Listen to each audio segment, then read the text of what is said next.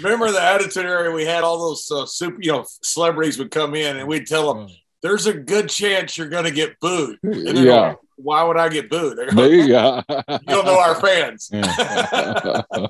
By the time they leave, they do. Yeah. So I mean, you look at it now, like that stuff still goes on. Like this year, there was all the talk about Bad Bunny and why is he on WrestleMania, and it was either you liked him or you don't. And I mean, he blew people away in the ring, and then that very quickly kind of died down. But then once in a while, you're like, oh, why is this celebrity showing up? It's kind of like it's part of it. I mean, it's part of the spectacle. It's kind of why we fell in love with wrestling in the first place, at least my generation. WrestleMania was about that. Exactly. John and I always knew what they were there to get over their product. I mean, they weren't on there unless they had something to plug.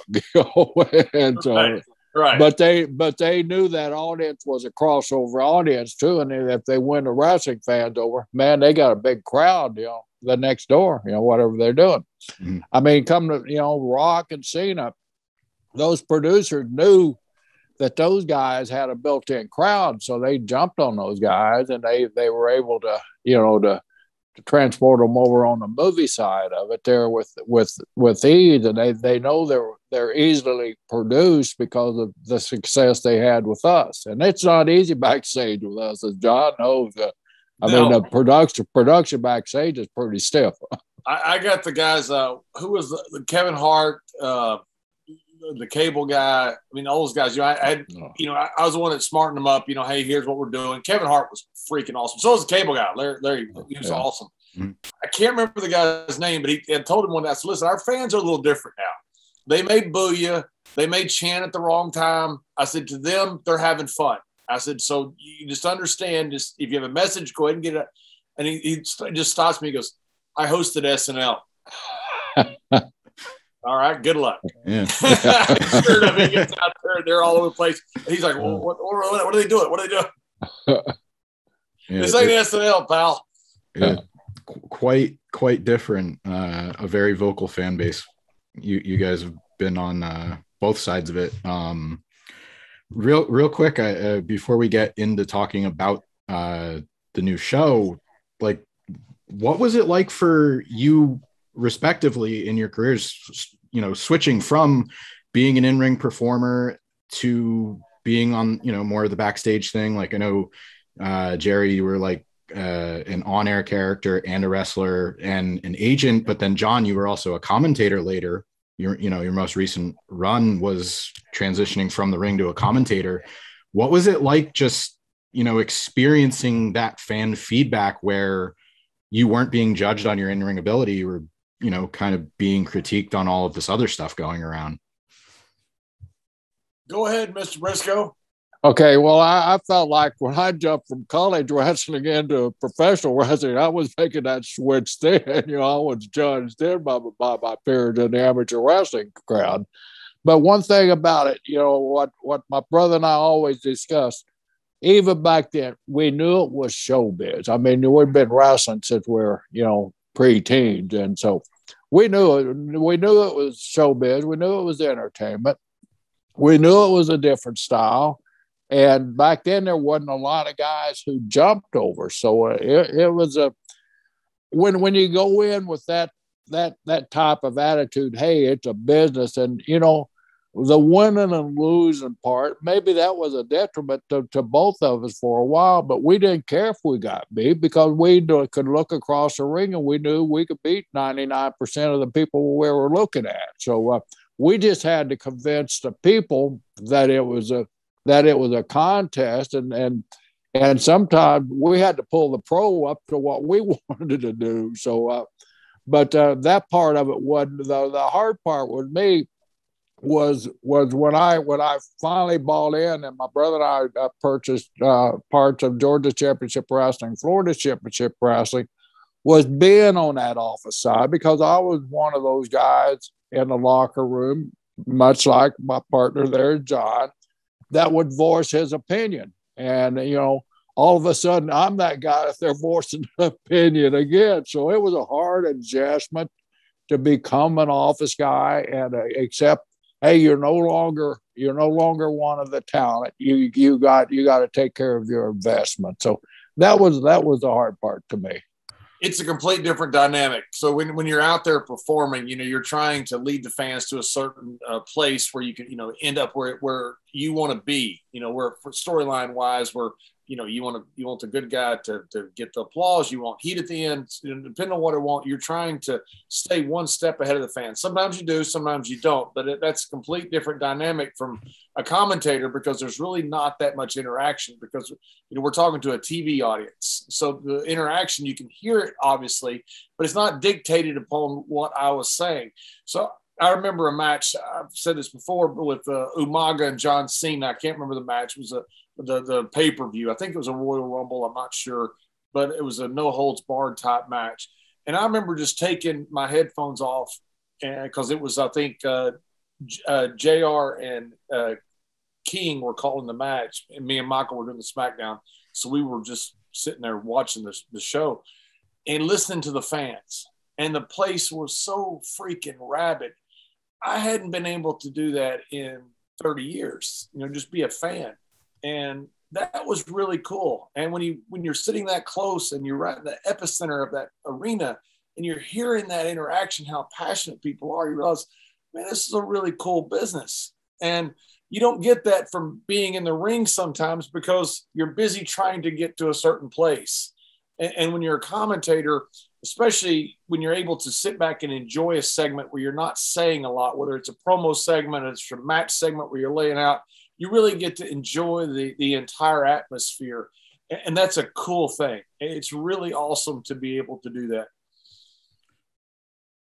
Stories with Brisco and Bradshaw. You debuted on YouTube earlier this year. You officially launched on Podcast Heat. The big announcement came last week.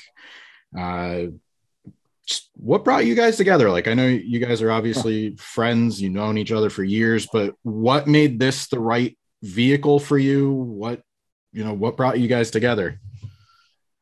I'll start, Don, and I promise you I won't go too long, but it started out, of course, during the pandemic. We're all sequestered at home. We can't go out.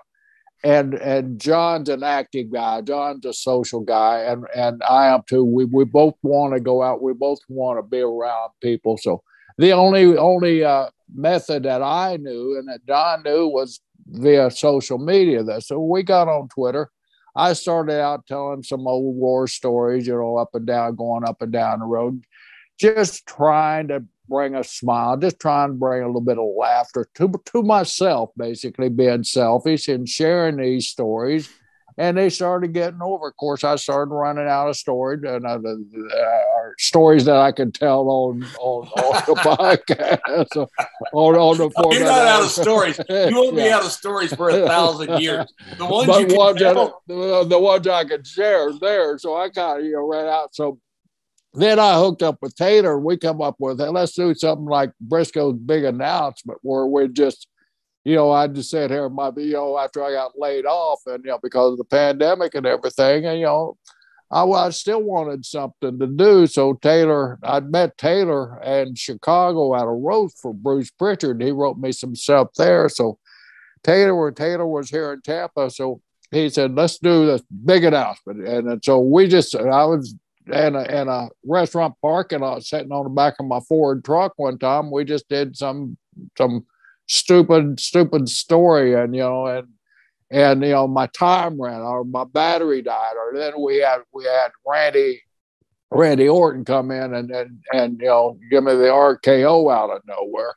Then Mick Foley was kind enough to do a Mr. Sacco thing for me, and so and once again, Taylor was not working either. He was laid off because of the pandemic, and of course the comedians couldn't get out. So we just started doing them, and John was doing the same thing. And he kind of got bored listening to himself, and I got bored listening to himself. And he made the phone call one time, and he said, "Hey, let's get together." And we both agreed, "Hey, John, hey guys, we're not going to do any these so-called shoot interviews.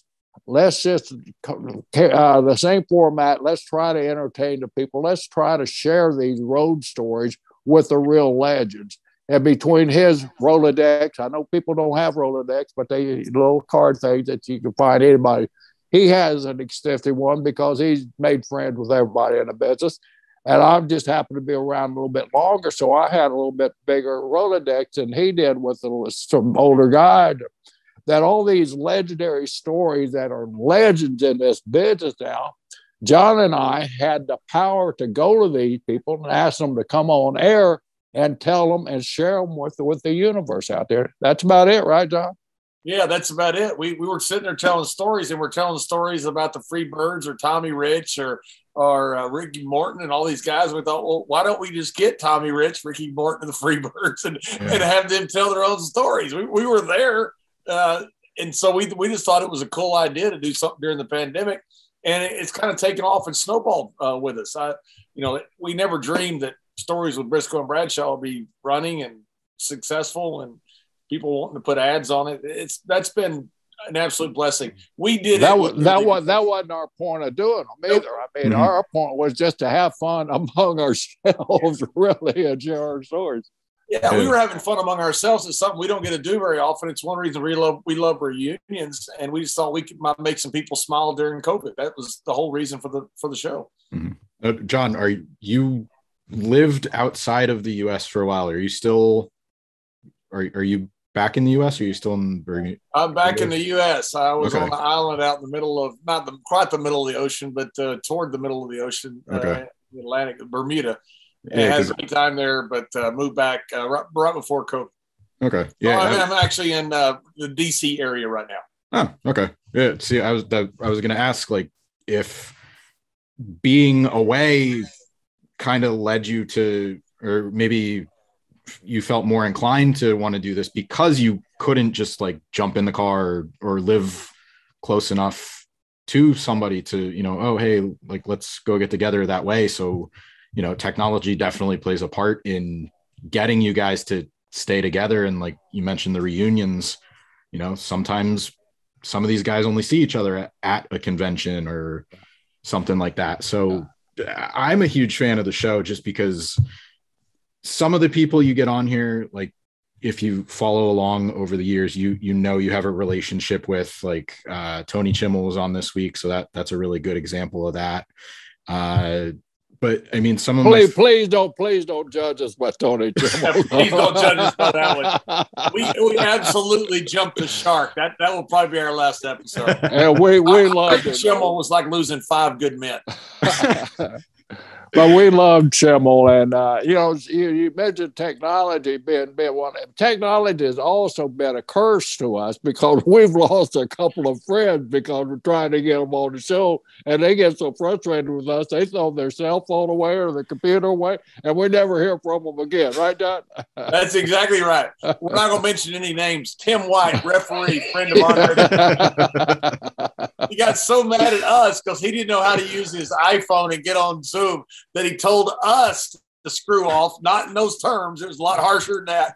And he hung up on us, and we hadn't heard from him since. And we can tell on Stan Hansen because he very seldom gets on the internet, so we could probably tell the story. Somebody else will have to tell it to him 5 years from now. Then that's right. Yeah, so we're safe. But as having Stan on, I mean, John and I we both love Stan, and John and I both are huge fans. And that's a difference, I think, of having some of these guys on. They're not just guests. They're not just celebrities. They're not just famous guys.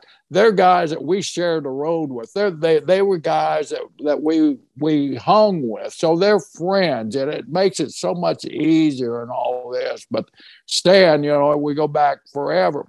But watching Stan try to get on the internet, try to get on Zoom, it took about an hour, 45 minutes. About an hour. I've never heard more cussing and laughing at the same time. I was going to ask you guys. Where's that button? I was going to ask you both if there's a guest that you guys really look forward to having on. I guess he might not be on that list anymore. Or would he be on the list? Oh, Stan. Oh, what? Coming back? No, I'm saying he might not be on that list anymore after he had so much trouble. We were the last one that he did, and he said, and he it was, I don't know how long it had been before, because when his wife come in and he said, "Would you help me?" She said, "I thought you wasn't going to do any of these anymore."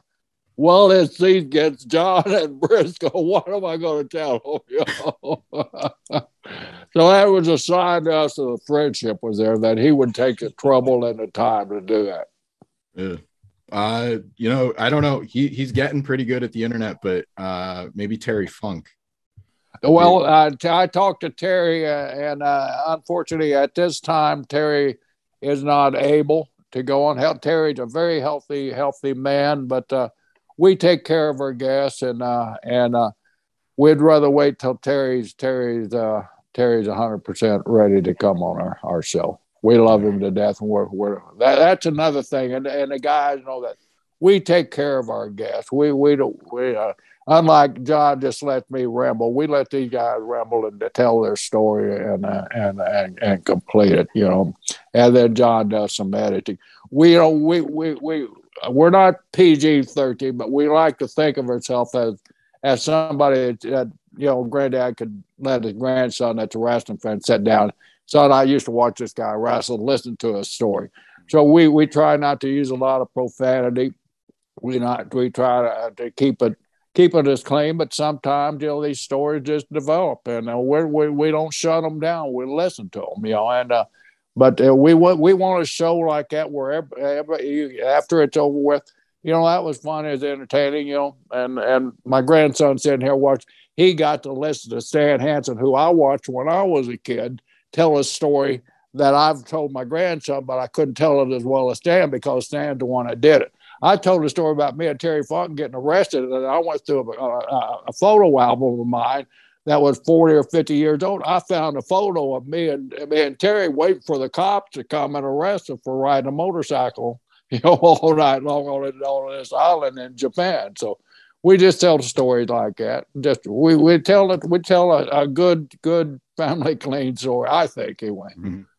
We do most of the time, Jerry. Dennis and I had a few problems. Dennis. We tell Dennis says, "Can I curse?" We go, "Of course you can." We don't tell people not to curse. We say, if you can avoid it, avoid it. But every other word was the F word with Dennis.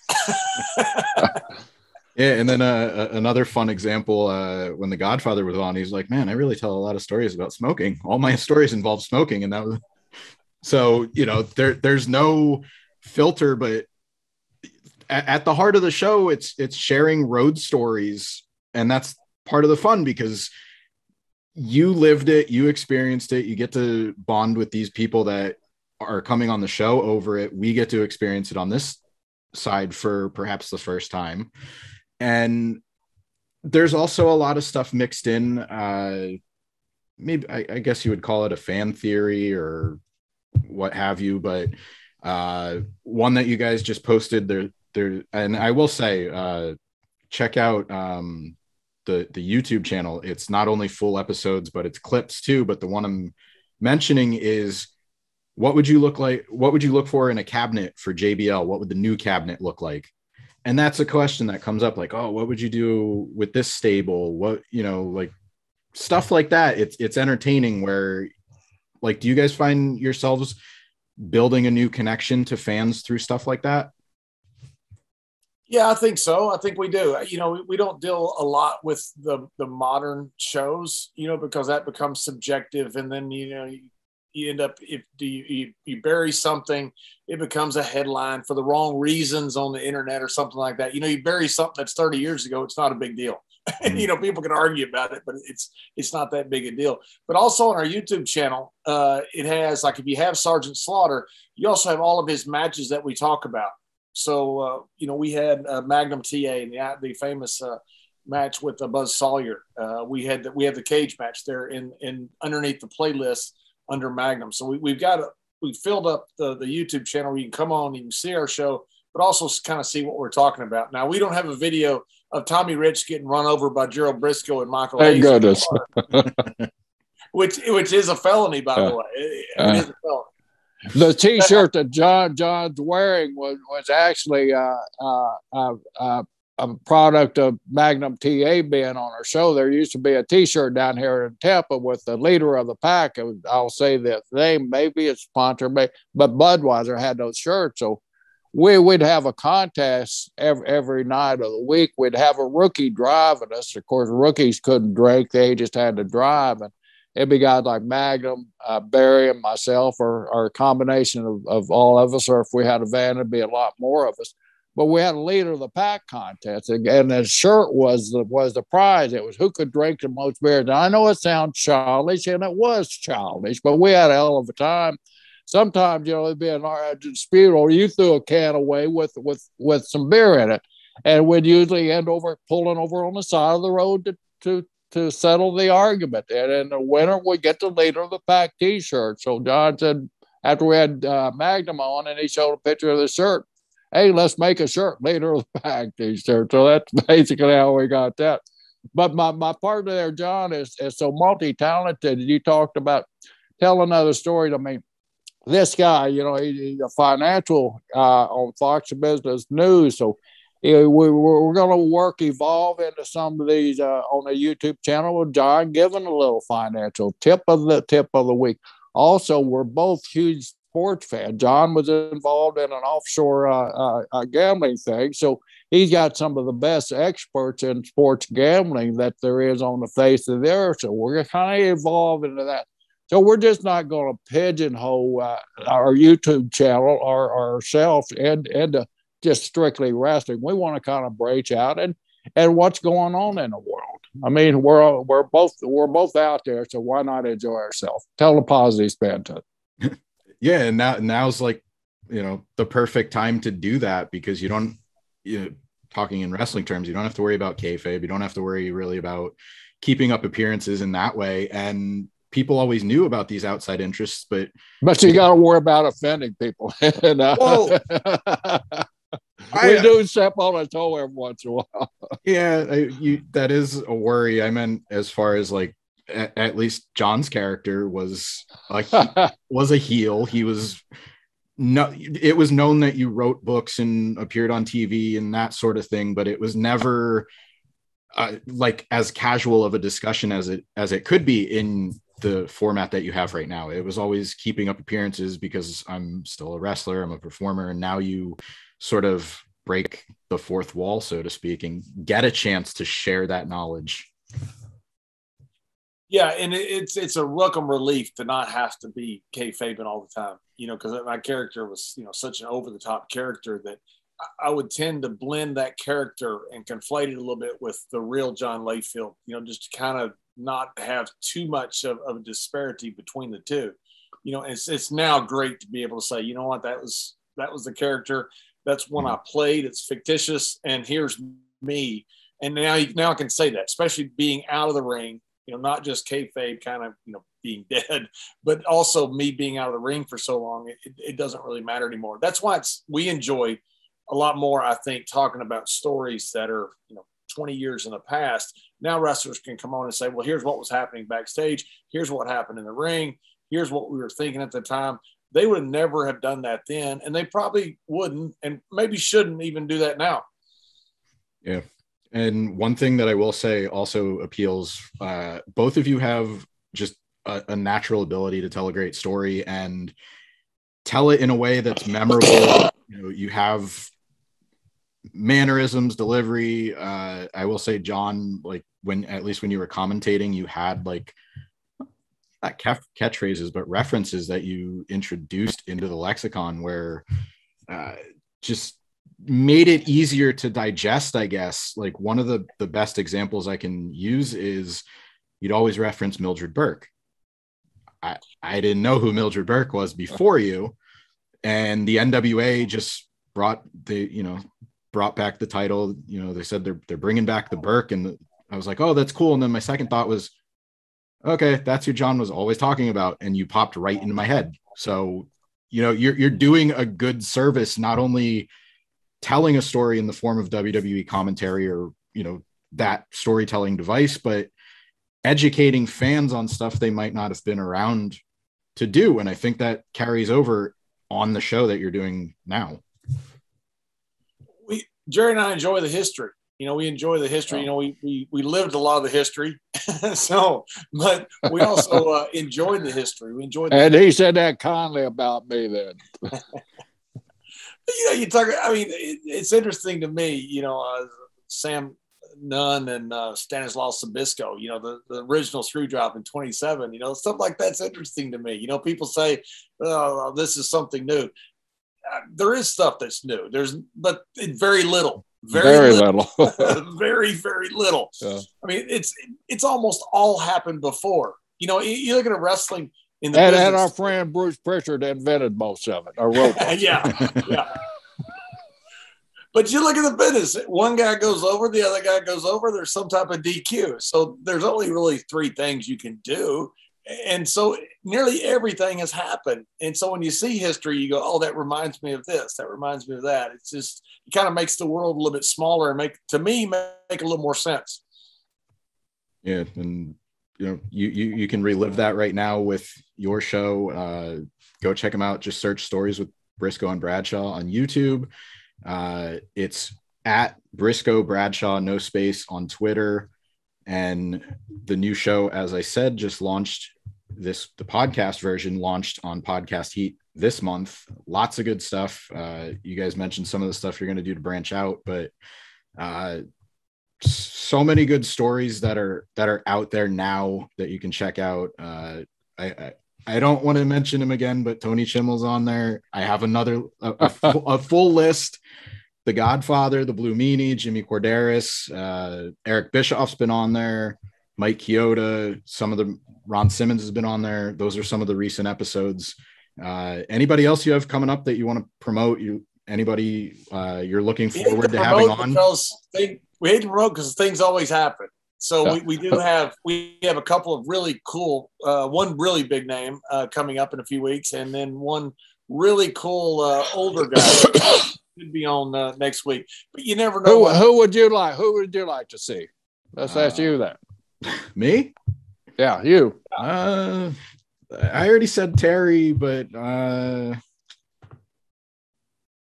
yeah, it's hard. I don't know. Yeah, I mean, hard. When he can do it. That's the problem that John and I have. And now the thing is so great about it. John will back us up. When we get a guy like Godfather. Damn, I was wondering when you guys were asking me to come on. X-Pac. Why? Why do you have to wait so long to have me on? Do you think it just, when we started out, me and John kind of shared it. We were getting 200 hits or whatever, just me and John. Well, we're not the stars, so let's bring some stars on there. So we always tell, we had to wait till the show got some momentum before we'd ask the big guys to come on.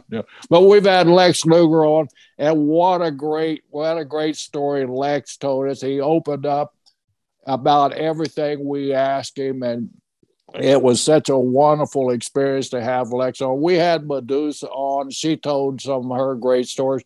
One of the most interesting people we've had on has been Mike McGurk also. Mike was the first lady announcer ring announcer for the WWE. I mean, she grew up in there. Her dad was a promoter, broke me and my brother Jack in, but he promoted guys like John Stanton, back in the 40s and the 30s. So we were able to get that history from all the way back and bring it forward and let the people hear that history there through Mike McGurk. So we've had such an array of guests on, and we're trying to cover everyone. I mean, we're looking at AWA Vern's group up there. We hadn't had many of those guys on because of the geographical difference. Neither one of us worked up there a lot, so we're trying to go back and grab some of those guys too. So, and we've had the Texas. We had Von Erich all the way from Kauai, Hawaii on, and that was an experience getting Von Erich on and some of his camera work, because he was holding his camera for an hour and a half in his hand. So they're fun in his ear.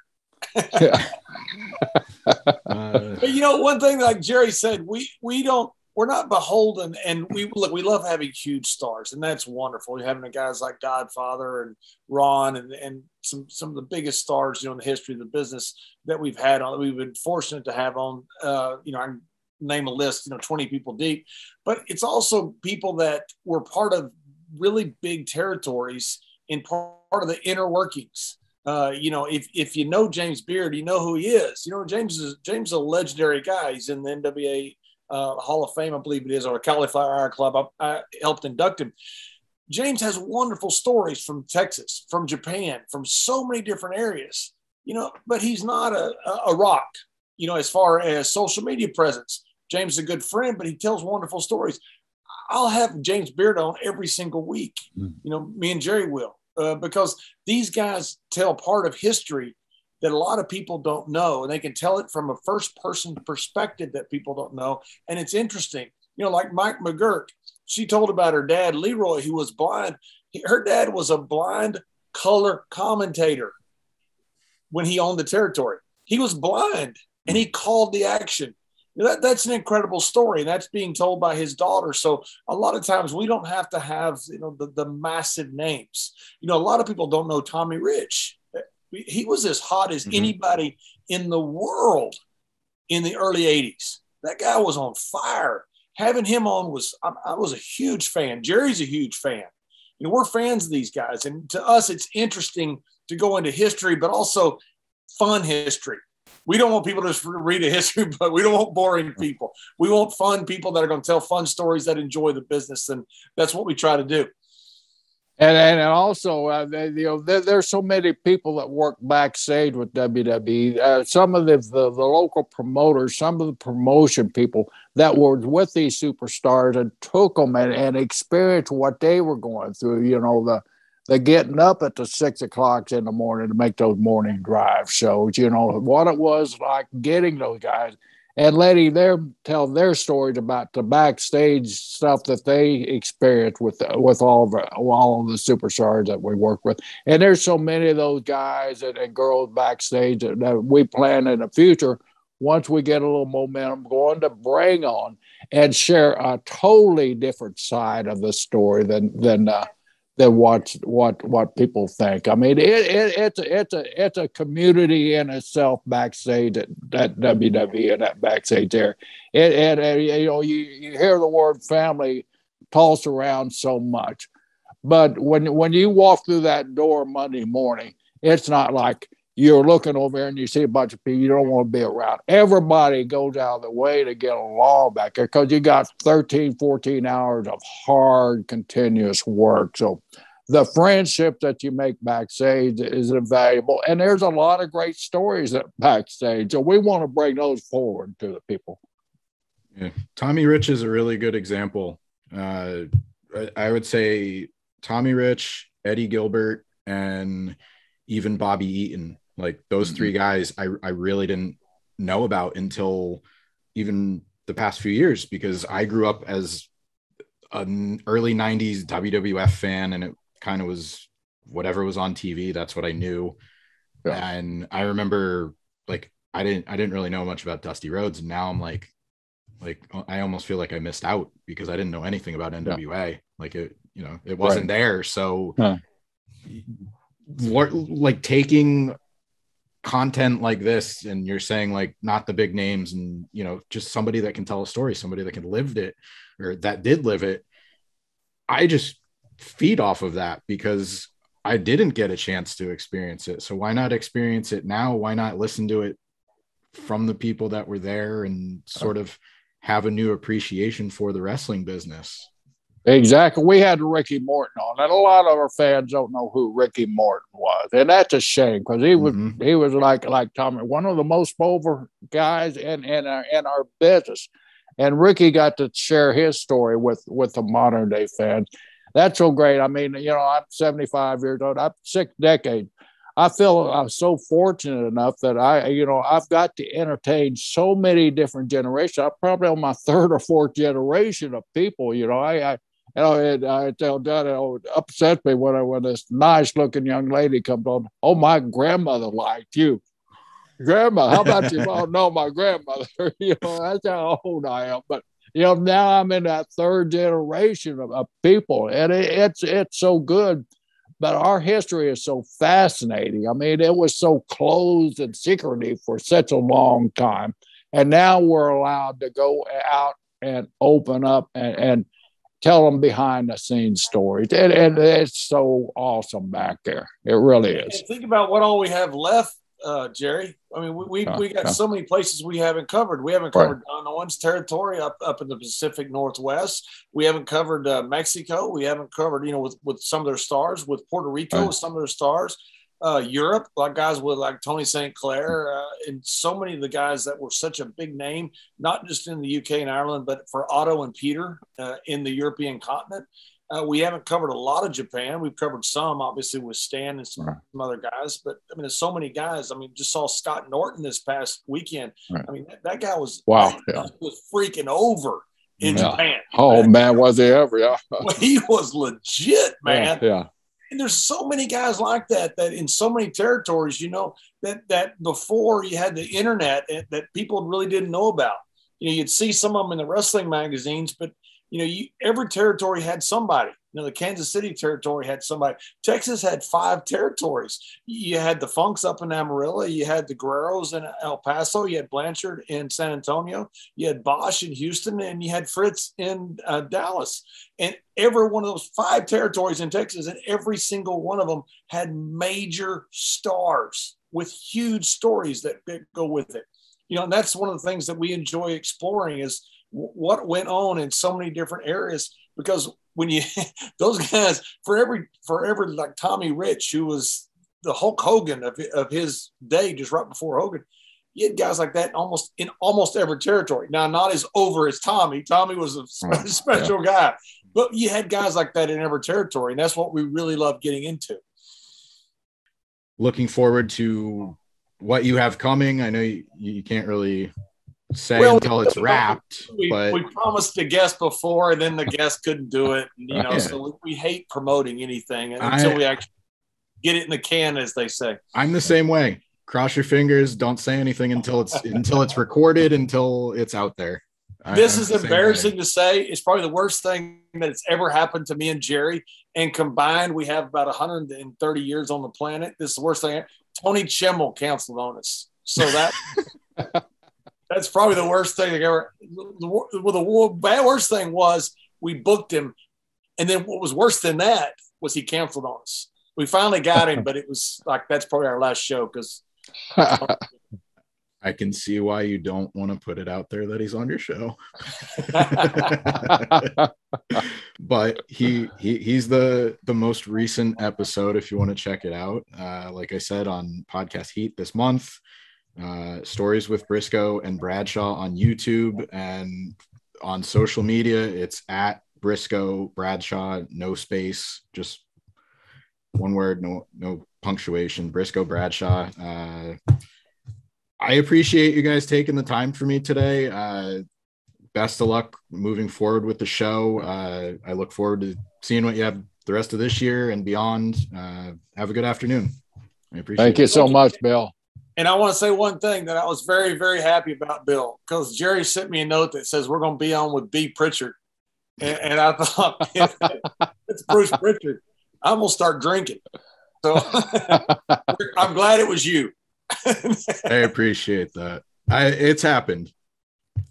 It's happened more than you know. So this isn't saying a lot, but you're a hell of a lot better looking than that Bruce Pritchard. The other big better looking, a better person. You're smarter, a lot smarter. Smarter. He's had a different zip code than my brother Bruce. Yeah, thank you. I appreciate it. I people are like, oh yeah, do you know Bruce? Do you know Tom? I'm like, enough where I tell them that we're not related, but I appreciate the compliment, I guess. It's spelled different too, right? You have a T. I would call that a compliment, Bill. Yeah. That guy's trying to start a fight with you. Well, thanks so much for having us on. We really appreciate it. And check out Stories with Brisco and Bradshaw on YouTube and everywhere that you can get that kind of stuff. There you go. Anywhere you get podcasts on YouTube, go download them. Help them beat Conrad, take down the evil empire. Billionaire Connie has been a pain in our ass. John made 2 trips to Alabama to try to penetrate his fortress down there at Conradus. And he has such a security force. John got escorted out by the Alabama State Highway Patrol, got escorted to the Georgia border, has video of it. Yep, that's right. That's how worried Billionaire Connie is about us. 2 little country boys from Texas and Oklahoma. Yep. There you go. Billionaire Connie plays that old country boy thing. He's like Tony Stark. That man's got more money. And he knows everything. So don't you listen to that old country boy. Oh, it's just me. I'm just an old country boy. No, let me help you. Yeah. Country boy got a bunch of commas in that network. He got a lot more commas than me. Not numbers, commas than me and Mr. Brisco. There you go. And that Eric Bischoff ain't afraid to use his money, just like he used a billionaire Ted's money. So Bischoff's got a track record of that. So what do you expect from Eric? Yep, we had X-Pac on our show, and before the show even aired, they went off and paid X-Pac a fortune from what I heard. Yeah. And had him go on Eric Bischoff's podcast and try to front run us and talk. We don't have any on us. No. We take the money. It's all against Eric and that billionaire Connie. There you go. They're coming for you, Connie. We're coming. They're coming. Thanks again, Bill. All right. Thank you, Thanks, guys. Bill.